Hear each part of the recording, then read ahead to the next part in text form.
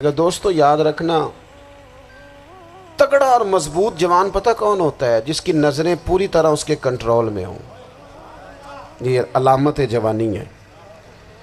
جس آدمی کا پوری طرح، دو لوگ دنیا میں کبھی کوئی کارنامہ سر انجام نہیں دے سکتے، ایک جو حرام کھاتا ہو، ایک جس کی نظر ناپاک ہو۔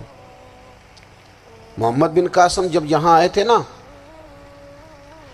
تو ایک دن بڑے پریشان تھے، تو ایک بزرگ کہنے لگے آپ کیوں پریشان ہیں؟ کہنے لگے راجہ دہر سے مقابلہ ہے اور ہماری فوج تو سندھ کے رستے بھی نہیں جانتی، زبان بھی نہیں جانتی، لڑیں گے کیسے؟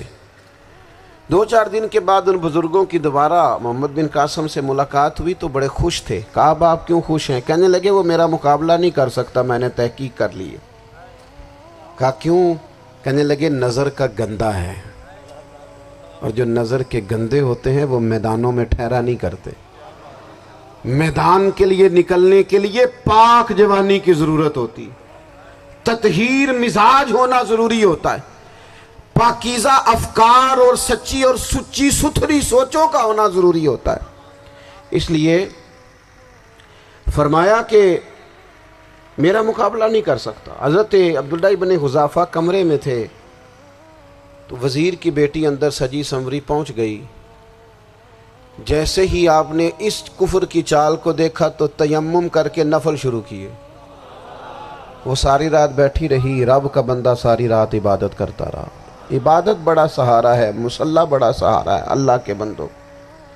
صبح دروازہ کھولا، وزیر نے اپنی بچی سے پوچھنا چاہتا تھا رزلٹ کیا نکلا، تو وہ کہنے لگی پیچھے ہٹ جا، اب تیرا میرا تعلق کوئی نہیں، میں نے نبی پاک کا کلمہ پڑھ لیا۔ اس نے کہا میں نے بھی زمانہ دیکھا ہے، پر یہ کیا لوگ ہیں، کستوری کے بنے ہوئے، سندل سے دھلے ہوئے، کہ میں ساری رات کمرے میں رہی اور 100 اور 1000 آدمی جس جوان کا مقابلہ نہ کر سکے، اتنا طاقتور جوان کمرے میں رہا اور اس نے نظر اٹھا کے نہ دیکھا۔ او کچا رنگ للاری والا جڑا چڑھدا تے لیندا رہندا ہے، اے عشق تیرے دا رنگ محمد چڑھیا پھر نہیں لیندا۔ میں کہا ایک دفعہ نظر اٹھا کے نہیں دیکھا، کمال ہو گئی۔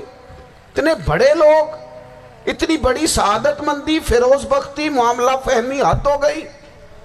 اللہ اکبر۔ دوستو بادشاہ جب پوری طرح ہار گیا نا، اس نے کہا مار دو۔ تیل گرم کیا ایک کڑاہی میں، اور جب آپ کو اس میں ڈالنے لگے تو آپ کی آنکھوں میں آنسو آ گئے۔ بادشاہ کا خیال ہوا شاید نرم ہو گئے ہیں، کہنے لگا روئے کیوں؟ فرمانے لگے سوچتا ہوں جان ہی ایک ہے، کتنا مزہ ہے اس کی راہ میں جان دینے کا، کتنی لذت ہے اس کے نام پر مرنے میں، کتنا لطف ہے۔ جے تو چڑھیا اتے دار بھی نہیں، تے جے تو وکیا عشق بازار بھی نہیں، تے ایڈا سستا سودا پیار بھی نہیں، تے ایڈا سستا لبدا یار بھی نہیں۔ کئی جنگل گانے پیندے نہیں، کئی دوزخ لنگنے پیندے نہیں، جے وہ اس ملوں بھی مل جاوے، ایدوں سستا ہور بپار بھی نہیں۔ تے کچھ سمجھ نہ آوے لوکاں نوں وہ کادے نال شہید کرے، ڈٹھی یار دے ہاتھ تلوار بھی نہیں، پر او دا خالی جاندہ وار بھی نہیں۔ کہنے لگے ایک جان ہے نا، تو دل کرتا ہے ہزاروں ہوتی تو ایک ایک کر کے محبوب کے نام پہ قربان کرتا، جب میرے پاس ہے ہی ایک، کروں کیا؟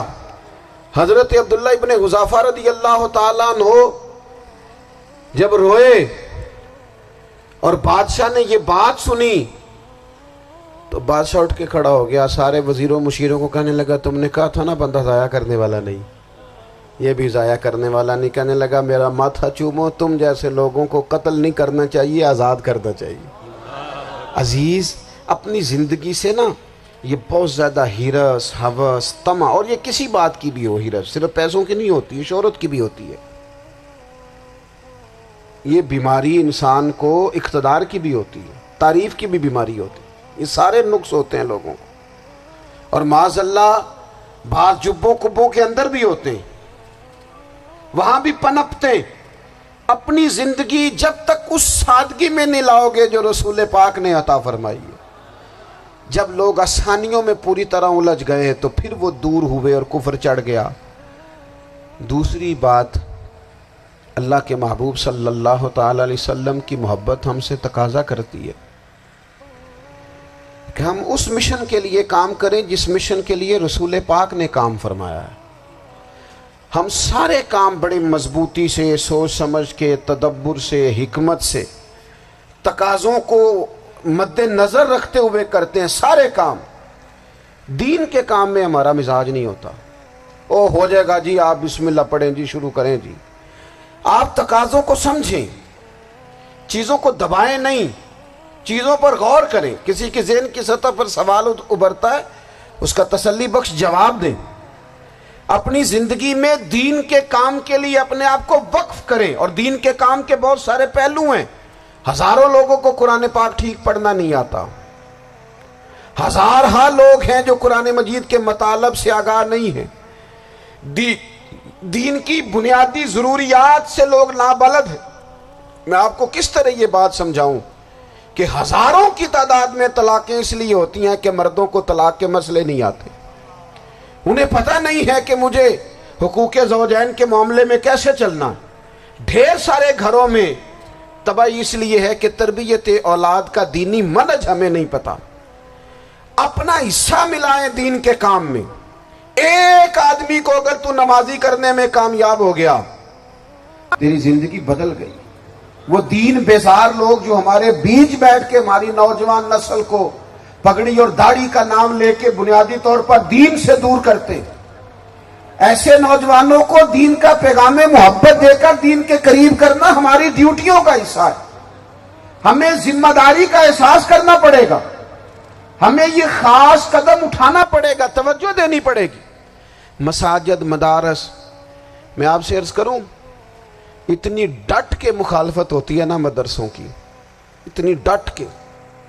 میں ادارہ چلاتا ہوں، اس کے چلانے میں جو مشکلات ہیں وہ تو ہم بتا نہیں سکتے آپ کو، اس لیے کہ میری قوم، میرا اس قوم سے تعلق ہے جو نعت خواں امیر کرنا چاہتی ہے، مدرسے نہیں۔ ہاں، نقیب خطیب پیدا کرنا چاہتی ہے، شعر و شاعری کی زندگی کو پروان چڑھانا چاہتی ہے۔ فقط ہمارا ان لوگوں سے تعلق ہے جو لاکھوں کروڑوں روپیہ محافل پہ لگائیں گے، اور قاری صاحب بیچارے اگر مسجد کا کوئی ہونے والا کام کسی وقت بتا دیں گے تو وہ بڑی مشکل آ جائے گی ان کے لیے۔ یہ کیسے ہو سکتا ہے، آپ نے یہ ڈیوٹی بتا دی۔ مدارس، اور جتنا اہم رول دین کو پھیلانے میں مدارس اسلامیہ کا ہے، اتنی زبردست، لوگوں کا خیال ہوتا ہے میری طرح کے لوگ شاید کام کرتے ہیں، ڈیوٹی کرتے ہیں۔ یہ 10-15 لوگ آپ کو نظر آتے ہیں جو آپ کو کہیں میڈیا پر یا ادھر ادھر ڈیوٹی کرتے، مخلص لوگ اپنی جگہ پہ، وہ بھی بڑا ہی کام کر رہے ہیں، جو میڈیا پہ آ کے بھی اخلاص سے اور درد دل سے کو دین کی، ان کی بھی کسی بات کی حوصلہ شکنی نہیں۔ لیکن ہزارہا اساتذہ جو مدارس میں بیٹھ کے پڑھاتے ہیں، جنہوں نے وہ سارے لوگ تیار، آپ سمجھ نہیں سکتے کتنا بڑا کام۔